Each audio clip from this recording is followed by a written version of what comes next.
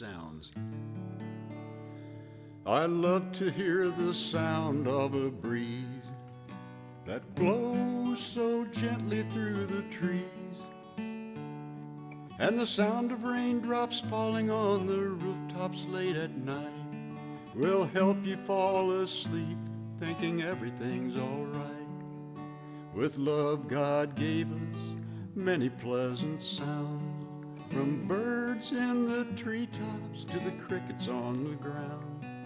But mankind had to make noise of his own, sounds of guns and bombs, sounds that should chill us to the bone. The sound a mother hears a plane takes her son to war must be the worst sound she has ever heard before. And before she can get her heart back on track, the sound of another plane that brings his coffin back.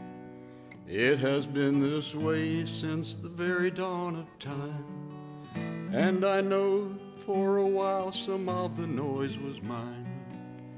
But the saddest sound made because of the sins of man was the sound of nails being driven into my master's hands. The sound of nails being driven into my master's hands.